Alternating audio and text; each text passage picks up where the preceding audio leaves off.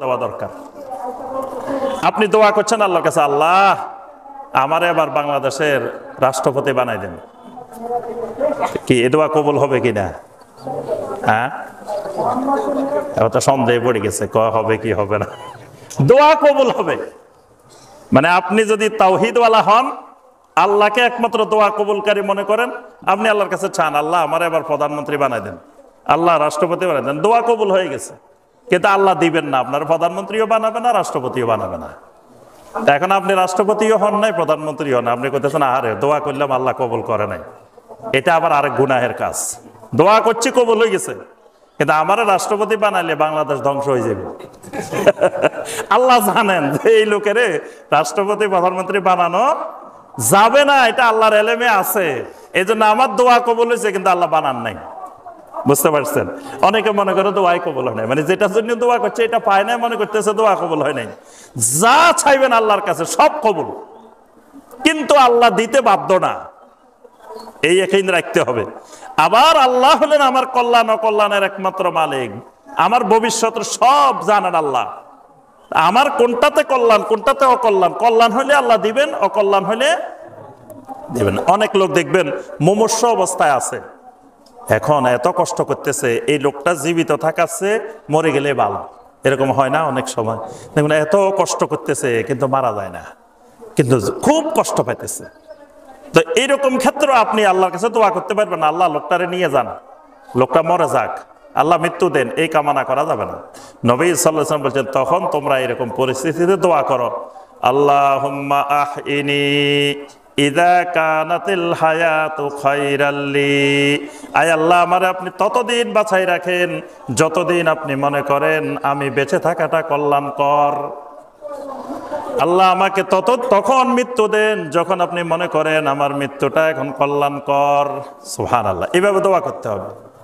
আমি যদি বেঁচে থাকাটা আমার জন্য কল্যাণকর হয়, আমার বাঁচায় রাখেন। যদি আমার মরে যাওয়াটা, মৃত্যুটা আমার জন্য কল্যাণকর হয়, আমার মৃত্যু দেন। কারণ আমার সামনে যে ভয়াবহ ফিতনা আসতেছে, এই দেখেন গত কয়েক বছরে বাংলাদেশে অসংখ্য ভয়াবহ ফিতনা নামে আসছে। আগে থেকে কাদিয়ানি ফিতনা, বাহাই ফিতনা, এগুলো তো আছেই, এর সাথে সাথে হিজবুত তাওহীদের ফিতনা। তারপরে দেখেন আহলে কোরআন নাম দিয়ে হাদিস অস্বীকারের ভয়াবহ ফিতনা, আরো অসংখ্য এরকম ঈমান বিধ্বংসী ফিতনা। এরকম ফিতনা কিয়ামতের আগে তসবিহ দানার মতো একের পর এক নেমে আসবে। তাহলে আমি যদি ওই ফিতনার সম্মুখীন হয়ে ঈমান টিকায় না রাখতে পারি, ঈমান নিয়ে থাকতে না পারি, তাহলে তো আমার মরে যাওয়াটাই কল্যাণকর। ঈমান নিয়ে আগে ভাগে মরে যাওয়াটাই কল্যাণকর, ফিতনার সম্মুখীন হওয়ার চাইতে। এই জন্য আল্লাহর কাছে কখনো মৃত্যু কামনা করা যাবে না, কারণ আমার মৃত্যুতে কল্যাণ নাকি বেঁচে থাকা কল্যাণ আমিও জানি না, এটা জানেন কে? আল্লাহ রাব্বুল আলামিন। ঠিক এইভাবে মানে যে কোনো দোয়া করলেই যে এটা পাই গেলাম তার অর্থ দোয়া কবুল হয়েছে, পাই নাই দোয়া কবুল হয় নাই, বিষয়টা এরকম নয়। কবুলকারী আল্লাহ রাব্বুল আলামিন, এর বাহিরে আমার দ্বিতীয় কোনো জায়গা নাই। সুতরাং আমার যা দরকার, ছোট্ট একটা জিনিস দরকার, ইজা সাআলতা ফাসআলিল্লাহ, নবী সাল্লাল্লাহু আলাইহি ওয়াসাল্লাম বলেন যা চাইবা, তোমার যা দরকার সেটা একমাত্র আল্লাহর কাছে চাও। কোরআনে কারীমের মধ্যে আল্লাহ পাক সূরা আন-নামলের 62 নম্বর আয়াতে বলছেন, আম্মাই ইউজিবুল মুত্তাররা ইযা দাআহু ওয়া ইয়াকশিফুস সু, তারা আল্লাহকে বাদ দিয়ে যাদেরকে ডাকে, এরকম আল্লাহ ছাড়া কেউ কি তাদের দোয়া কবুলকারী আছে? কেউ কি তাদের বিপদ আপদ দূর করতে পারে? এই ক্ষমতা আছে? আল্লাহ প্রশ্ন করছেন।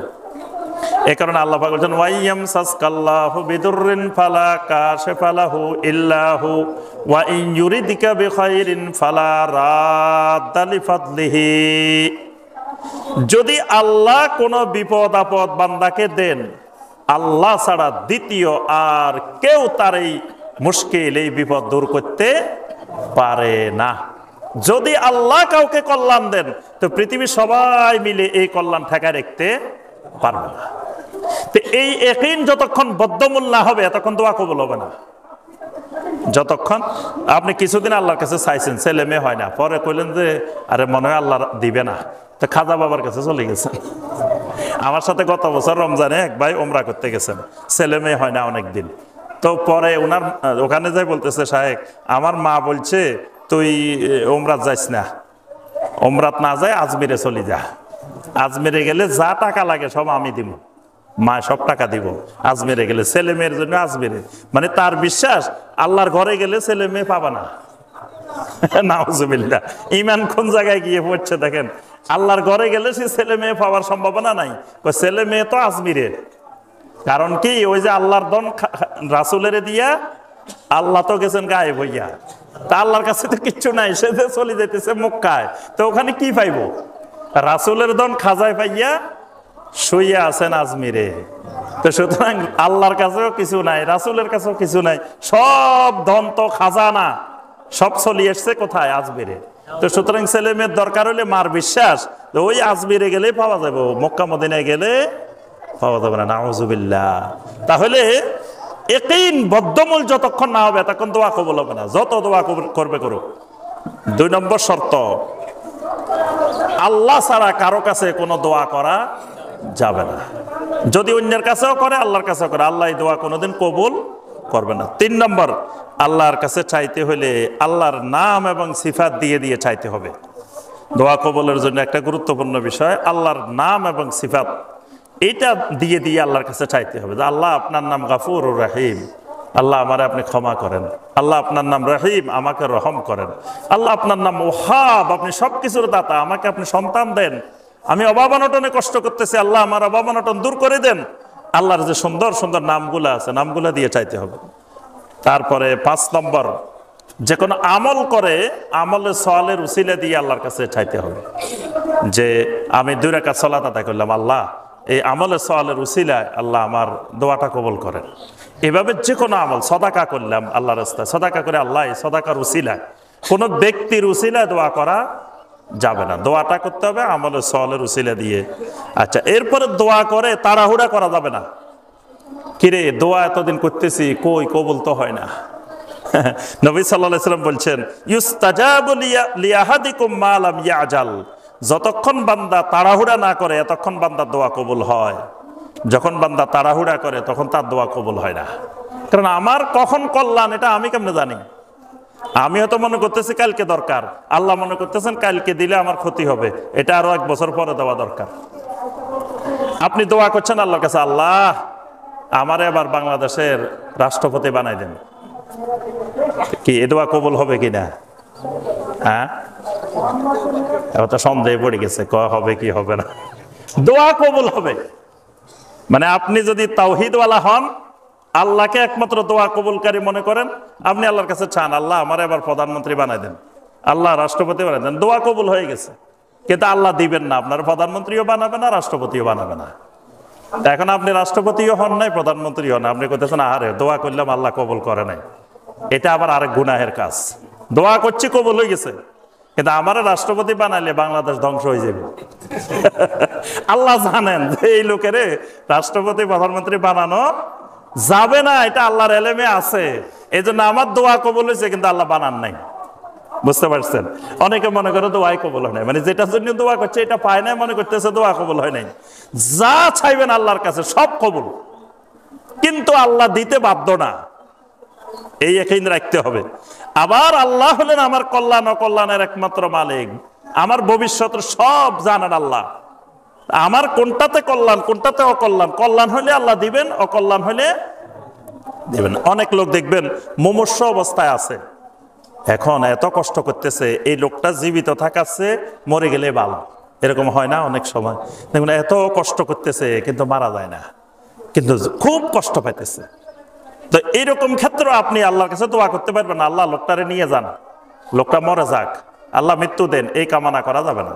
নবী সাল্লাল্লাহু আলাইহি ওয়াসাল্লাম বলছেন তখন তোমরা এরকম পরিস্থিতিতে দোয়া করো, আল্লাহুম্মা আহইনি ইযা কানাতিল হায়াতু খায়রাল লি, আয় আল্লাহ আমারে আপনি ততদিন বাঁচাই রাখেন যতদিন আপনি মনে করেন আমি বেঁচে থাকাটা কল্যাণকর।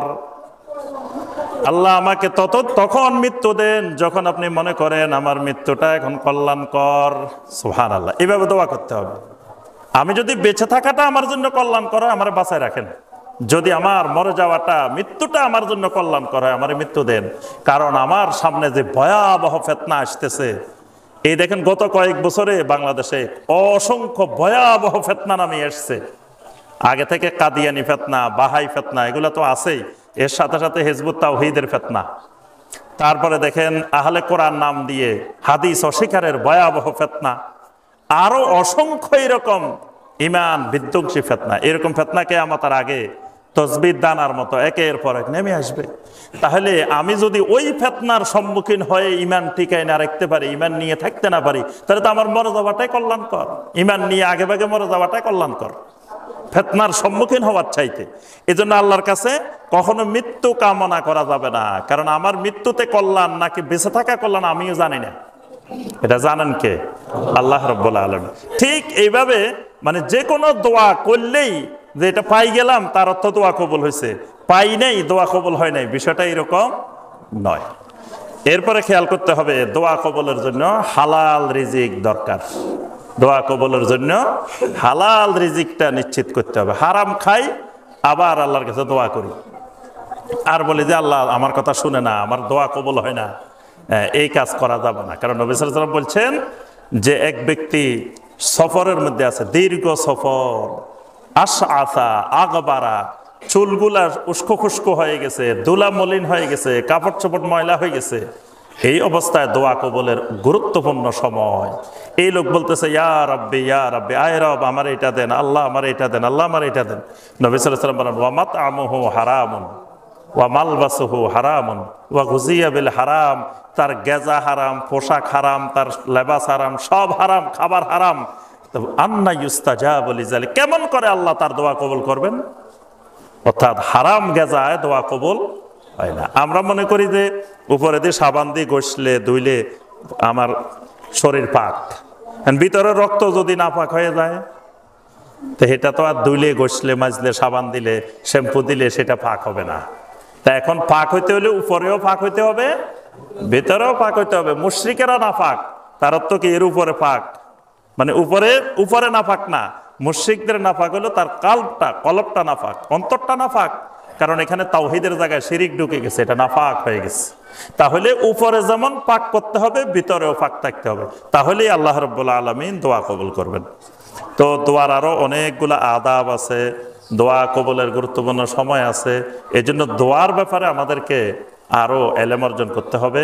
সবসময় নবী সাল্লাল্লাহু আলাইহি ওয়াসাল্লাম যেই তরিকায়, যেই পদ্ধতিতে, যেখানে যখন দোয়া করতে বলছেন সেখানে সেই সময় ওই পদ্ধতিতে দোয়া করতে হবে। তাহলে আল্লাহ রাব্বুল আলামিন আমাদের দোয়াগুলো কবুল করবেন। এবং এই দোয়া আমাদের জন্য এক একটা ইবাদত, এবং কিয়ামতের ময়দানে এই ইবাদতটা আমার মিজানের পাল্লায় সাকুলাত হয়ে যাবে। সাকুলাত মাওয়াজিনু, আমার মিজানের পাল্লা ভারী হবে। এই জন্য সবসময় যত বেশি সম্ভব আল্লাহর কাছে দোয়া করতে হবে। অনেকে বলে কয় ওয়াহাবিরা দোয়া করে না, আলে হাদিসেরা ওয়াহাবিরা কি করে না? দোয়া করে না। ওয়াহাবিরা বেদাতি দোয়া করে না, শিরকি দোয়া করে না, কিন্তু বেদাতিরা সবসময় সুন্নতি দোয়া করে, তাওহীদি দোয়া করে। তাওহীদি দোয়া, সুন্নতি দোয়া, কোন শিরকি বেদাতি দোয়া করে না। কারণ শিরকি বেদাতি দোয়া কিয়ামতের ময়দানে কিছুই পাওয়া যাবে না, বাতিল। এই জন্য সুন্নতি দোয়া অল্প করলেও সেটা দুনিয়াতেও কল্যাণ হবে, আখিরাতেও কল্যাণ হবে। আল্লাহ রাব্বুল আলামিন আমাদের সবাইকে দোয়ার মতো গুরুত্বপূর্ণ ইবাদতটি সম্পর্কে জানার, বোঝার, আমল করার তৌফিক দান করুন। আল্লাহ রাব্বুল আলামিন আমাদের সবাইকে দ্বীনের উপরে, ঈমানের উপরে, বিশুদ্ধ আকীদা মানহাজের উপরে ইস্তেকামত থাকার তৌফিক দান করুন। সম্মানিত ভাই ও বোনেরা, আমাদের যেই মসজিদে আমরা সালাত আদায় করতেছি, বাইতুল মামুর জামে মসজিদ, এই মসজিদটা আমাদের সকলের প্রাণপ্রিয় মার্কাজ।